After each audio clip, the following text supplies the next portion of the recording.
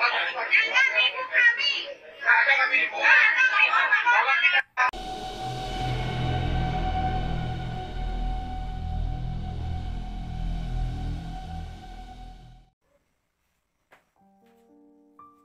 kembali lagi di diskusi santai bareng saya, dimana di video kali ini kita akan berdiskusi tentang beberapa kendala yang terjadi oleh nasabah. Mana yang pertama, pertanyaan yang sudah saya rangkum itu yang banyak itu tentang dia nanya profiling saya.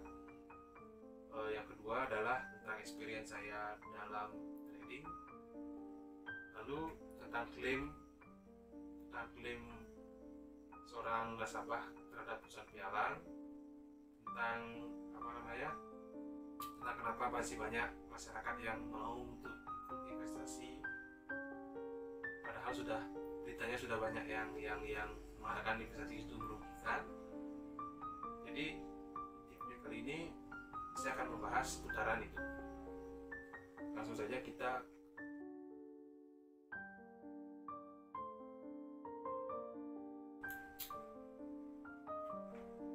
kalau untuk pertanyaan yang ini, saya tahu siapa orangnya. Ini banyak teman-teman saya broker ya. Jadi kalau ditanya profiling saya 2016 awal saya tahu tentang trading, dimana dari 2016 itu saya bekerja di perusahaan pialang yang sekarang perusahaan pialangnya masih berdiri. Itu saya start 2016 sampai 2018 bulan Maret saya berhenti. Jadi awal setahun itu saya cari nasabah, biasa keliling menawarkan minimal investasinya sebesar 100 juta. Masuk ke tahun kedua, saya sudah mulai membangun tim dan saya pelajari sistem, saya pelajari yang namanya analisa. Perusahaan pialang yang tempat saya bekerja ini brand hukumnya kuat, sangat kuat. Jadi sudah banyak beberapa komplain, tapi ya masih berdiri sampai sekarang. Nah, setelah saya selesai di perusahaan pialang 2018 bulan Maret, bulan Juni saya bekerja di perusahaan retail, tepatnya di kantor distributor alat-alat perhotelan sampai sekarang. Di 2018 bulan Maret saya resign, lalu bulan 2018 bulan Juni saya join di perusahaan yang sekarang saya kerja sampai sekarang. Nah, jadi dari 2016 sampai 2020 saya masih aktif trading. Nah, kalau ditanya experience saya dalam kurun waktu 5 tahun itu, saya sudah pernah bekerja di perusahaan pialang yang legalitas saya jelas, sistem saya pelajari.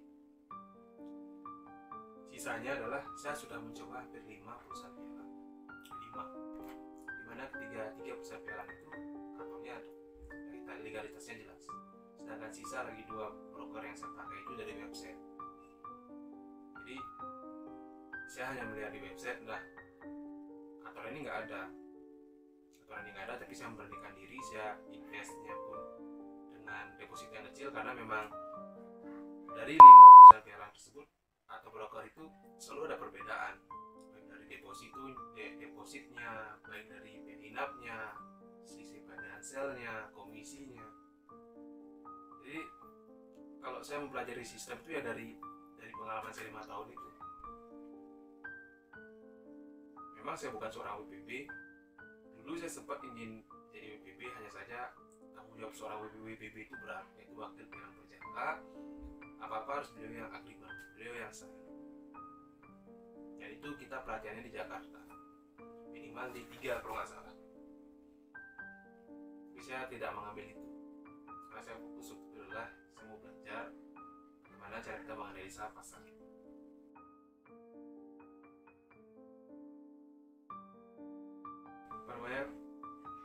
Apakah saya jago trading ini? Saya tidak akan mengatakan seorang broker itu dia jago karena dia memberikan profit hampir puluhan jutaan tiap hari, bahkan buat story-nya untung terus. Ya kalau dia broker ya, karena dia kan jualan. Tapi kalau saya menilai broker itu mampu atau tidak hanya dua hal. Jadi ini bisa teman-teman catat atau teman-teman simpan ya. Ketika teman-teman ditawari oleh seorang broker, minta dua jaminan. Pertama adalah modal tidak boleh kurang dari 75%.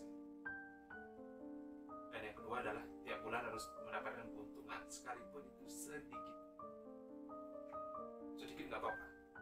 Ingat, hanya dua syarat. Modal tidak boleh berkurang 75%, keuntungan tiap bulan harus dapat sekalipun kecil.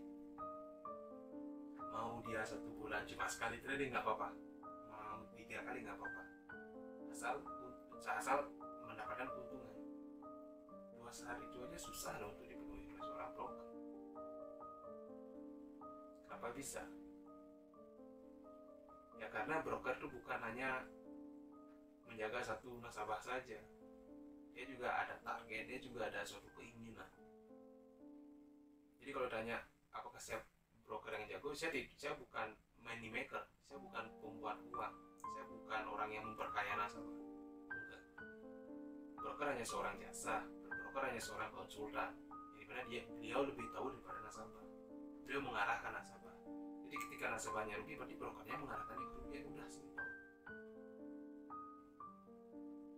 Iya kan? Jadi kalau memang ada broker yang jago, ya dua hal itu dia mampu, ya beliau jago, pakailah broker itu. Jadi semua trader itu, semua broker itu dia punya trading plan-nya. Saya punya trading plan, teman saya juga broker beda dengan saya. Jadi tidak akan pernah sama. Jago tidak dilihat dari seberapa dia banyak memberikan keuntungan, enggak, tapi seberapa dia konsisten dalam melakukan transaksi, keuntungannya. Karena kita melihat trading itu prospek jangka panjang, bukan hanya seminggu, 2 minggu, sebulan selalu buat story keuntungan, sisanya apa hilang, gak ditelan bumi. Salah satu contoh broker yang mungkin ya sakti aja. Jadi itu dari jawaban saya dari pertanyaan apakah saya jago trading.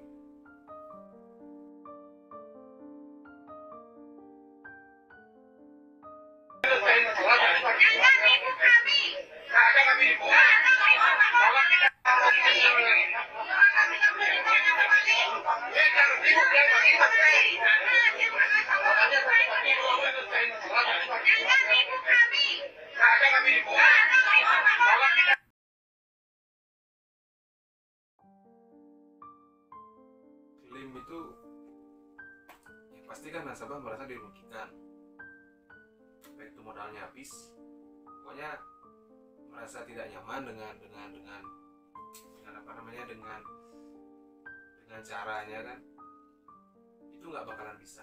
Seperti video yang sudah tadi kita saksikan itu kan, hampir 70% masyarakat yang melakukan aksi demo kan merasa duitnya habisnya kan karena gini, saya menaruh dana, saya ikut investasi 100 juta, tapi kurun waktu 2 bulan 3 bulan habis, atau hanya sisa jutaan aja.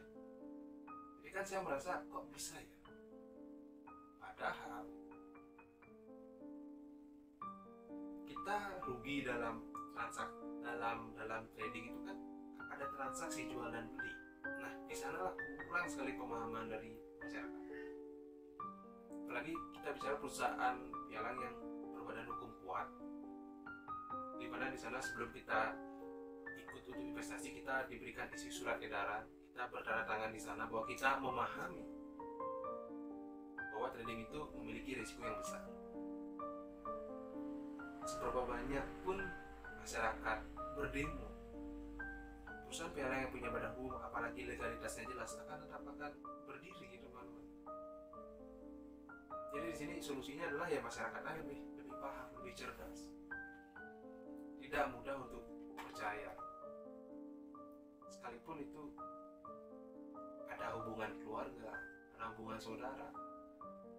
Karena kalau bicara trading itu dia tidak mau melihat siapa itu nasabah, mau dia pengusaha, mau dia uangnya miliaran, triliunan, mau dia kastanya tinggi, nggak bisa, nggak melihat itu pasalnya.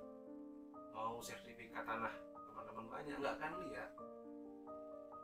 Saya jadi broker sudah banyak melihat nasabah-nasabah yang dia sampai banyak jual tanah, mobil.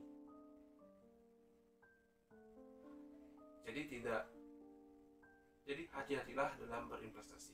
Investasi bagus tapi pahami sistemnya, apa isi dari akun. Kalau masalah belajar analisa tuh pelan-pelan pasti bisa kok ya. Jadi untuk klaim, bukannya saya membuat para semangat teman-teman yang seandainya sekarang yang nonton video saya ini ada trouble atau kendala, belajar. Bisa dari broker A, broker B, cari informasi, cari solusi dari dia tanpa kita harus menambah dana ya.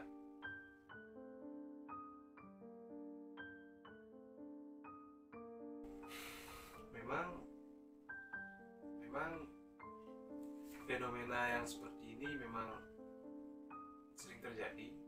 Bahkan saya pun kadang terheran ya lihat nasabah yang sudah pernah rugi, dia ikut lagi kan, bahkan tangannya rugi pun dia tetap masih ikut, karena ada dua faktor. Yang pertama, karena orang yang dipercaya atau broker itu yang dipercaya. Broker itu kan bisa dari hubungan saudara, keluarga kita sendiri, biarpun dia baru kerja seminggu, sebulan, 6 bulan, itu karena ada hubungan saudara nggak mungkin nih bohongin kita. Jadi nasabah bisa ikut, sekalipun sudah ada teman-teman yang rugi, tapi kita sudah ini kan saudara, nggak mungkin lah dia bohongin kita. Itu faktor pertama. Faktor kedua yang memang karena keuntungan. Saya punya dulu ya teman, beliau sudah pernah join di sebuah perusahaan pialang, beliau rugi 300 juta. Selesai, habis sudah close akun, ditawari lagi, masuk lagi 120 juta di perusahaan pialang yang sama, tapi dengan orang yang berbeda, rugi juga sama, sisa kalau nggak salah 8 juta. Jadi beliau masih ada kok sekarang. Jadi seandainya teman-teman pengen kita diskusi ini bareng sama nasabah yang sudah pernah rugi dan join lagi, saya akan hadirkan beliau gitu. Kalau emang teman-teman pengen tinggal inbox saya saja. Nah, kenapa bisa ya? Karena iming-iming. Saya pun sempat ngobrol kok, padahal ibu sudah pernah dirugikan, tapi kenapa ya? Karena yang pertama ingin tahu nasabah itu kan besar, ditambah nasabah diberikan harapan bahwa ibu bisa balik lagi ke modalnya, ditambah dengan keuntungan ini. Jadi dua faktor itu mampu kok membuat nasabah, bahkan masyarakat yang sudah sekelilingnya udah tahu bahwa itu nggak baik, bisa ikut juga. Apalagi keadaan ekonomi kayak sekarang kan. Teman saya dari kapal aja, dia nanya, di kapal banyak nih yang trading, gimana ya caranya? Iya kan? Jadi sudah mulai orang ingin mencoba, tapi kurang tahu dia harus ngikutnya yang mana, dia harus belajarnya dari mana dulu kan gitu. Jadi saya harap seperti video-video saya yang sebelumnya dan penjelasan saya, kita sebagai masyarakat harus lebih tahu sistem dulu lah, sistemnya. Kita rajin bertanya agar kita meng-create yang namanya mental gitu, risiko kita tuh terbangun kayak gitu. Kalau dengan modal segini kita mampu nggak? Kalau gaji teman-teman 10 juta, teman-teman cuma coba invest 1 juta sih nggak apa-apa. Tapi kalau udah teman-teman berkeluarga, belajar trading, sekalipun teman-teman kaya, bahaya ya.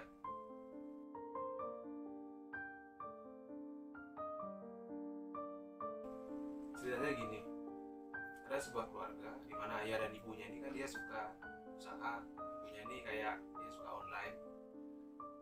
Nah, punya anaknya ini punya teman ini broker, menawari orang tuanya sebesar 100 juta investasi trading ya, di emas kalau nggak salah. Singkat cerita, orang tuanya ini udah dijelasin, tertarik, dan tinggal nunggu beberapa hari untuk transfer uang ke bank. Nah, kalau saya upload video itu kan saya share ke Facebook saya juga. Nah, kebetulan ada teman yang nge-share juga video saya di berandanya dia. Kebetulan saat dia nge-share muncul di berandanya. Nah, si anak ini lihat video saya, diklik, jadi dia dia buka videonya dan dia nggak ngerti video sama video saya. Ini maksudnya apa ya? Ini tentang trading iya, tapi ya tetap dia nggak ngerti. Akhirnya anaknya itu DM saya, jadi dia nanya nih apa nih Kak. Di sana saya jelaskan, jadi kalau kamu mau investasi atau trading itu ada beberapa pilihan, nggak mesti 100 juta, karena yang ditawari dari temannya ini yang broker ini kan 100 juta. Sedangkan yang saya jelaskan di video kan ada beberapa jenis akun, sistem perdagangannya seperti apa, dari akun itu apa maksudnya, apa pengertiannya, jumlah lot lah, kontrak size. Nah di sana saya jelaskan ke anaknya ini. Singkat cerita ya dia jelaskan ke orang tuanya. Beberapa hari kemudian brokernya datang yang mau transfer atau mau ke bank. Tiba-tiba orang tuanya, terutama si ayahnya ini ya bertanya, dia mempertanyakan perbandingan itu tadi, apakah memang benar ada yang di bawah 100 juta itu bisa, terus produknya apa, bla bla. Nah timbul banyak pertanyaan di sana. Akibat dari timbulnya banyak pertanyaan di sana akan meng-create yang namanya manajemen risiko yang tadi saya bilang. Trading sama, tapi modal yang berbeda. Satu 100 juta, satu mungkin 10 juta atau di bawah 10 juta. Produknya memang berbeda, tapi sistemnya sama, ada jual dan ada beli. Jadi si ayah itu berpendapat bahwa akhirnya dia mau mencoba di bawah, mungkin di bawah 20 juta. Dan karena si broker ini minimal 100 juta, ya akhirnya nggak jadi duit. Nah memang satu sisi si broker akhirnya nggak bisa closing kan, juga nggak bisa dapat nasabah. Tapi satu sisi ya nasabah juga paham, nasabah juga mengerti jadinya. Nah itulah maksud dari saya share video ini, saya buat video ini. Dan terima kasih juga buat YouTube yang sudah menyediakan kita platform seperti YouTube, jadi kita bisa buat konten seperti saya lah, konten kreator yang baru kan. Saya hanya ingin masyarakat itu diberikan edukasi informasi yang benar. Jadi tidak lagi kita mendengar yang namanya investasi bodong lah, apa namanya, broker itu menipu lah. Nggak semua ke broker itu jahat, nggak semua ke broker itu suka buat nasabah rugi, tapi kebanyakan iya. Nah dengan masyarakat itu paham dan lebih mengenal nama resiko, broker itu akan benar-benar belajar tentang analisa, benar-benar belajar yang namanya mempertahankan modal nasabah, tidak hanya sekedar memberikan harapan. Jadi itu maksud saya untuk membuat video ini, agar teman-teman itu yang mau untuk investasi itu dia tahu, saya harus belajar ini dulu, saya harus bertanya ini dulu. Jadinya kan mental teman-teman kan sudah terbentuk di sana, jadi bisa menyiapkan berapa duit, dan itu baik untuk jangka panjang. Jadi trading itu baik untuk jangka panjang, bukan untuk jangka pendek ya. Jadi itu aja dari saya, dan tetap jaga kesehatan. Sampai jumpa.